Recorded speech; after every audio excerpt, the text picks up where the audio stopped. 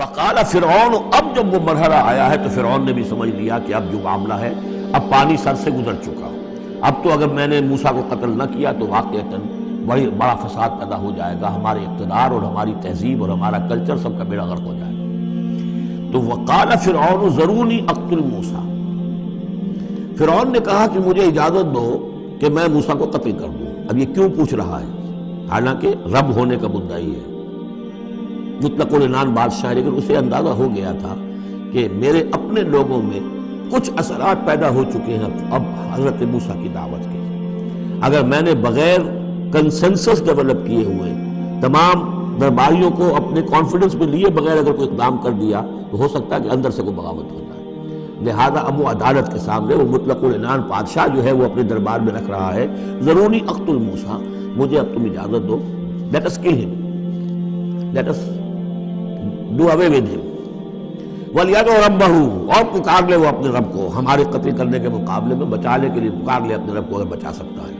انی اخاف ان یبدل دینکم، مجھے اندیشہ ہے وہ تمہارا دین بدل دے گا، وَأَن یظہر فی الارض الفساد، یا زمین میں بہت بڑا فساد پیدا کر دے گا۔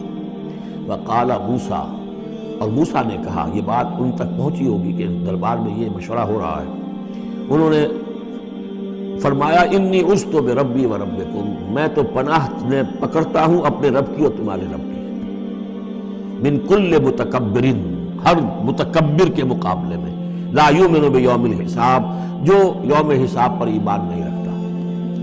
وقال رجل مومن من آل فرعون یکتم ایمانہ، اور کہا ایک مومن مرد نے جو آل فرعون میں سے تھا، یکتم ایمانہ، وہ ابھی تک اپنے ایمان کو چھپائے ہوئے تھا۔ گویا کہ یہ وقت تھا کہ اب وہ کھڑا ہوا، انہوں نے کہا کہ گویا کہ اب بن رہا ہے کہ میں ڈٹ کر بات کروں، اس لیے کہ یہ اقدام اگر فرعون نے کیا تو مسئلہ جو ہے اب وہ صورتحال بگڑ سکتی ہے۔ یہ ہے تقریر جو شروع ہو رہی ہے۔ وقال رجل مومن من آل فرعون یکتم ایمانہ اتقتلون رجلا ان یقول ربی اللہ، سوچو تم ایک شخص کو قتل کرنا چاہتے ہو محض اس جرم کی پاداش میں کہ وہ کہتا ہے میرا رب اللہ ہے۔ یہی الفاظ کہے تھے حضرت ابوبکر صدیق نے جب ایک مرتبہ ہجوم کیا ہے، مشرکین مکہ نے حضور پر حملہ کیا ہے تو حضرت ابوبکر آڑے آئے ہیں اور یہ الفاظ کہے انہوں نے، اتقتلون رجلا من یقول ربی اللہ، کیا تم ایک شخص کو قتل کرنا چاہتے ہو، یعنی محمد کو صلی اللہ علیہ وسلم؟ جرم کیا ہے اس کا؟ یہی کہ وہ کہتا ہے میرا رب اللہ ہے، بالکل یہی الفاظ۔ اتقتلون رجلا یقول ربی اللہ وقد جاءکم بالبینات من ربکم، حالانکہ وہ تمہارے رب کی طرف سے واضح نشانیاں لے کر آیا ہے۔ وَإِن يَكُ كَاذِبًا فَعَلَيْهِ كَذِبُهُ، اگر وہ جھوٹا ہے تو اس کا جھوٹ کا وبال اسی کے اوپر آئے گا۔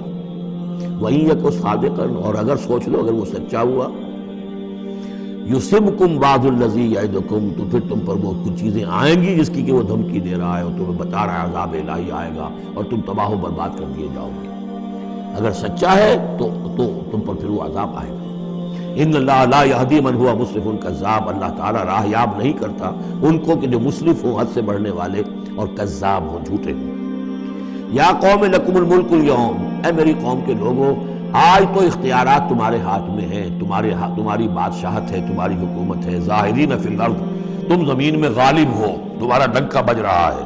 فمن ینصرنا من باس اللہ ان جاءنا، تو اگر کہیں اللہ کا عذاب ہم پر آ گیا تو کون مدد کرے گا، کون بچائے گا اللہ کے عذاب سے؟ قال فرعون، اب دیکھیے اس کا نتیجہ کیا نکلا ہے کہ فرعون جیسے کہ بے بس سا ہو کر کہہ رہا ہے، یہ پہلا رد عمل ہے اس کا، ما اریکم ما ارا، دیکھو بھائی میں تو جو کچھ میری رائے ہے وہ میں نے پیش کی ہے، میں نہیں دکھا رہا تمہیں مگر وہی جو میں دیکھ رہا ہوں۔ میں یہ دیکھ رہا ہوں کہ اگر اس کو قتل نہ کیا گیا موسیٰ کو تو تباہی آئے گی اور بڑا فساد بن جائے گا، اور یہ معاملہ جو ہے اب پانی جو ہے حد سے گزر گیا ہے، سر سے گزر چکا ہے، اب ہمیں کچھ نہ کچھ کرنا چاہیے۔ تو جو مجھے دکھائی دے رہا ہے اریکم ما ارا، جو میں دیکھ رہا ہوں وہ میں تمہیں دکھانا چاہ رہا ہوں۔ وما اہدیکم الا سبیل الرشاد، اور میں نہیں رہنمائی کر رہا تمہاری مگر کامیابی کے راستے کی طرف۔ وقال الذی آمن، اور وہ جو اہل ایمان ہیں، وہ جو مومن آل فرعون ہے، وہ اپنی تقریر جاری رکھے ہوئے ہیں۔ قال الذی آمن یا قوم، کہا اس مومن شخص نے اے میری قوم کے لوگوں، انی اخاف علیکم مثل یوم الاحزاب، مجھے اندیشہ ہے تم پر کہ اس طرح کا دن نہ آ جائے جس طرح کے دن پہلی اور قوموں پر آئے ہیں، مثل داب قوم نوح وعاد وثمود والذین من بعدہم، جیسا کہ معاملہ ہوا تھا قوم نوح کا، پھر قوم عاد کا، پھر قوم ثمود کا، اور پھر ان کا جو ان کے بعد ہوئے۔ وما اللہ یرید ظلما للعباد، اور اللہ تعالیٰ تو اپنے بندوں پر ظلم کا ارادہ نہیں رکھتا. یہ بندے ہی ہیں کہ جو اپنی کوتاہی کی وجہ سے، اپنی تکذیب کی وجہ سے، اپنی شرارتوں کی وجہ سے جو اپنے اوپر عذاب الہی کو دعوت دیتے ہیں. وَيَا قَوْمِ إِنِّي أَخَافُ عَلَيْكُمْ يَوْمَ التَّنَادِ، اور اے میری قوم کے لوگوں، مجھے اندیشہ ہے تم پر کہ وہ دن آئے گا جس میں چیخ پکار ہوگی، ہنگامہ ہوگا.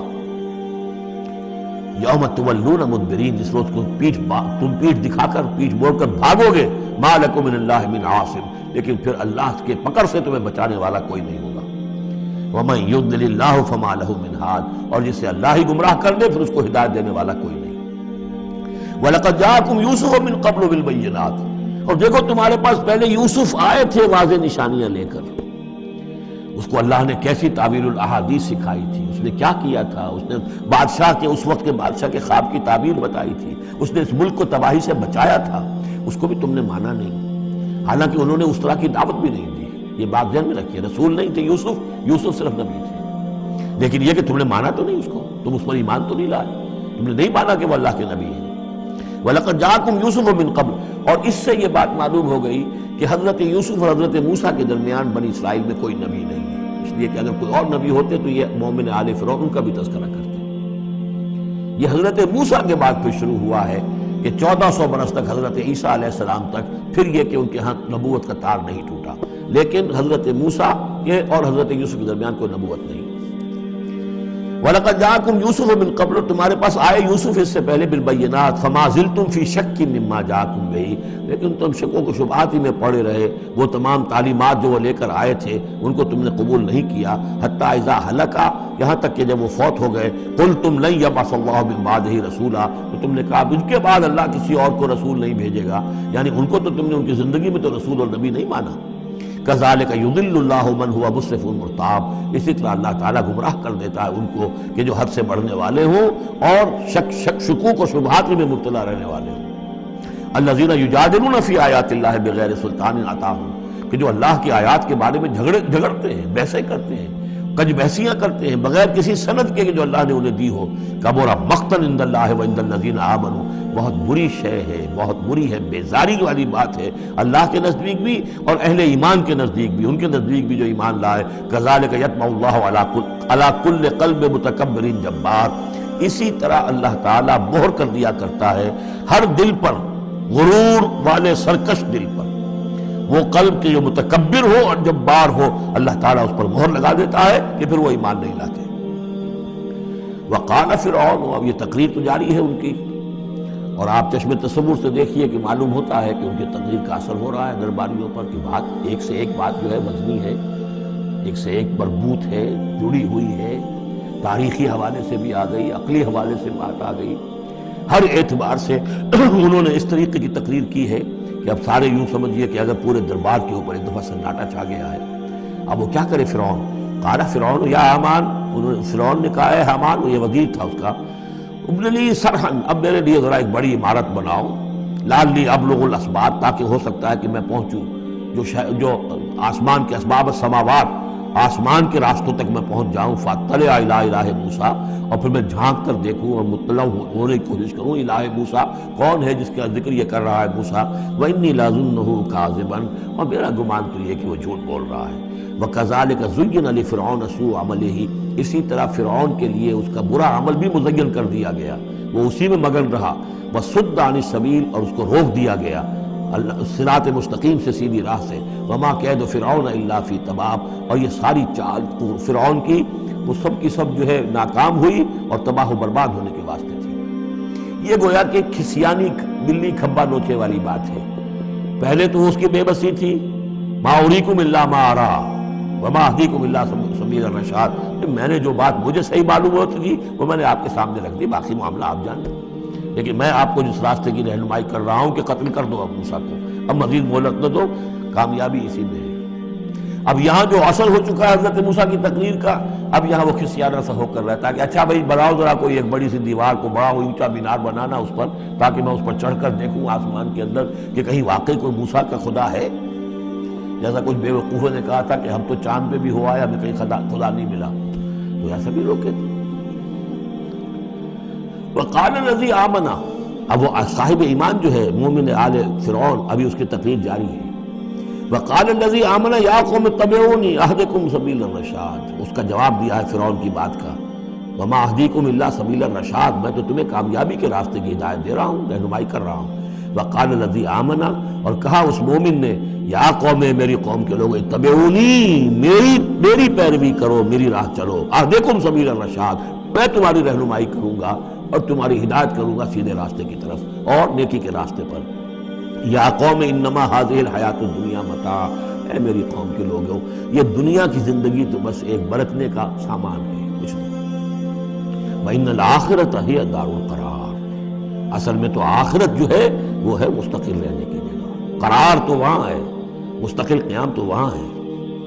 من عمل سیئۃ، جس نے کوئی بدی کمائی ہوگی، فلا یجزی الا مثلھا، تو اس سے تو بدلہ ملے گا اتنا ہی جتنا کہ اس نے بدی کمائی، اس جیسا ہی. ومن عمل صالحا من ذکر او انثی وہو مؤمن، اور جو کوئی نیک عمل کرے گا، چاہے مرد ہو چاہے عورت، لیکن ہو مومن، فاولئک یدخلون الجنۃ یرزقون فیہا بغیر حساب، وہ ہوں گے جو جنت میں داخل کیے جائیں گے اور جنہیں وہاں رزق ملے گا بغیر حساب. یہ ہے تقریر، ذرا نوٹ کیجیے. وَيَا قَوْمِ مَا لِي أَدْعُوكُمْ إِلَى النَّجَاةِ وَتَدْعُونَنِي إِلَى النَّارِ، اور میری قوم کے لوگوں، کیا تم سوچو مجھے کیا ہے، میں تمہیں پکار رہا ہوں نجات کی طرف اور تم مجھے پکار رہے ہو آگ کی طرف. تم چاہتے ہو کہ فرعون کو قتل کر کے اور میں بھی تمہارے ساتھ اس گناہ میں شریک ہو کر میں جہنم کا مستحق بن جاؤں، اور میں چاہتا ہوں کہ تم سب کے سب جنت میں آؤ، اللہ کی طرف جناب میں نجات توبہ کرو اور سب کے سب جو ہے آگ سے بچ جاؤ. وَيَا قَوْمِ مَا لِي أَدْعُوكُمْ إِلَى النَّجَاةِ وَتَدْعُونَنِي إِلَى النَّارِ تَدْعُونَنِي لِأَكْفُرَ بِاللَّهِ وَأُشْرِكَ بِهِ مَا لَيْسَ لِي بِهِ عِلْمٌ، تم مجھے دعوت دے رہے ہو اس بات کی کہ میں اللہ کا کفر کروں اور شریک کروں ٹھہراؤں اس کے ساتھ جس کے لیے کہ میرے پاس کوئی سند نہیں. وَأَنَا أَدْعُوكُمْ إِلَى الْعَزِيزِ الْغَفَّارِ، اور میں تمہیں پکار رہا ہوں، بلا رہا ہوں اس ذات کی طرف کہ جو العزیز ہے، زبردست ہے، الغفار ہے، بخشش کرنے والی ہے. لا جرم ان ما تدعوننی الیہ لیس لہ دعوۃ فی الدنیا ولا فی الآخرہ، اس میں کوئی شک نہیں ہے، بلا شائبہ ریب و شک. تم جو مجھے بلا رہے ہو جن کی طرف الیہ، لیس لہ، جو یہ تمہارے معبود ہیں اور جن کو تم پکارتے ہو، ان کے لیے کوئی دعوت نہیں ہے فی الدنیا ولا فی الآخرہ، ان کی پکار کوئی نہیں، ان کی رسائی کوئی نہیں، ان کا اختیار کوئی نہیں، نہ دنیا میں نہ آخرہ میں. وَأَنَّ مَرَدَّنَا إِلَى اللَّهِ، اور ہم سب کا لوٹنا تو ہے کشاں کشاں، خواہی نہ خواہی اللہ کی طرف. وَأَنَّ الْمُسْرِفِينَ هُمْ أَصْحَابُ النَّارِ، اور یقیناً جو حد سے بڑھنے والے، زیادتی کرنے والے ہیں وہی جہنمی ہیں. فَسَتَذْكُرُونَ مَا أَقُولُ لَكُمْ، تو ان قریب تم یاد کرو گے جو میں آج تم سے کہہ رہا ہوں. تم نے میری بات ماننی نہیں ہے، تم تباہی کو دعوت دے رہے ہو. تم یہ بعد میں ہوا، تم جاؤ گے، کوشش کرو گے، موسیٰ اور ان کی قوم کا پیچھا کرو گے، تباہی ہوگی، اور جب تم غرق ہوگے تب تمہیں میری بات یاد آئے گی. فَسَتَذْكُرُونَ مَا أَقُولُ لَكُمْ، جو میں تم سے کہہ رہا ہوں ایک وقت آئے گا کہ تم اسے یاد کرو گے. وَأُفَوِّضُ أَمْرِي إِلَى اللَّهِ، اور میں تو اپنا معاملہ اللہ کے حوالے کرتا ہوں. اب ظاہر بات ہے فرعون کے دربار میں کلمہ حق کہنے کے بعد گویا کہ وہ بھی اب تیار تھے، ہو سکتا ہے انہیں قتل کر دیا جاتا، جیسے سورہ یاسین میں ہے جس اللہ کے بندے نے وہ قول حق کہا تھا، قیل ادخل الجنہ قال یا لیت قومی یعلمون بما غفر لی ربی وجعلنی من المکرمین. تو ان کا میں اپنا معاملہ اللہ کے حوالے کرتا ہوں. وَأُفَوِّضُ أَمْرِي إِلَى اللَّهِ إِنَّ اللَّهَ بَصِيرٌ بِالْعِبَادِ، اللہ یقیناً اپنے بندوں کو دیکھ رہا ہے، ان کے حالات سے واقف ہے. پھر وہ علی کل شیء قدیر ہے، وہ ہر ظلم سے، ہر زیادتی سے جس کو چاہے بچا سکتا ہے. فَوَقَاهُ اللَّهُ سَيِّئَاتِ مَا مَكَرُوا، اب وقع ہو کی ضمیر جو ہے جا تو سکتی ہے اس مومن آل فرعون کی طرف بھی اور حضرت موسیٰ کی طرف بھی، لیکن اکثر حضرات کی رائے یہ ہے کہ یہاں مراد موسیٰ ہے. یہ ساری جو بھی ہو رہی تھی تو گویا کہ وہ ریزولوشن کیری نہیں ہو سکا، وہاں وہ فیصلہ نہیں کیا جا سکا. ان کی تقریر کا اتنا اثر ہوا مومن آل فرعون کا کہ وہ فرعون کی وہ تجویز وہاں پر ٹرن ڈاؤن ہو گئی. تو بچا لیا اللہ نے ان کی جو بھی چالیں تھی ان سے حضرت موسیٰ علیہ السلام کو. وَحَاقَ بِآلِ فِرْعَوْنَ سُوءُ الْعَذَابِ، اور آل فرعون پر تو وہ برا عذاب پھر ٹوٹ پڑا، لوٹ کے آیا اور اس نے ان کو گھیرے میں لے لیا. النَّارُ يُعْرَضُونَ عَلَيْهَا غُدُوًّا وَعَشِيًّا، آگ ہے جس پر وہ پیش کیے جاتے ہیں صبح و شام. یہ پھر عذاب قبر کے لیے قرآن مجید میں دوسرا مقام ہے جو دلیل ہے. اس وقت بھی وہ پیش کیے جا رہے ہیں. وَيَوْمَ تَقُومُ السَّاعَةُ، اور جس دن کہ قیامت کھڑی ہو جائے گی، ادخلوا آل فرعون اشد العذاب، اس روز پھر کہہ دیا جائے گا داخل کر دو فرعون کی پوری قوم کو شدید ترین عذاب۔ معلوم اب بھی عذاب ہے، وہی بات جو حضور نے حدیثوں میں فرمائی ہے۔ اب منکرین حدیث جو ہے ان کی نفی کرتے ہیں، لیکن قرآن خود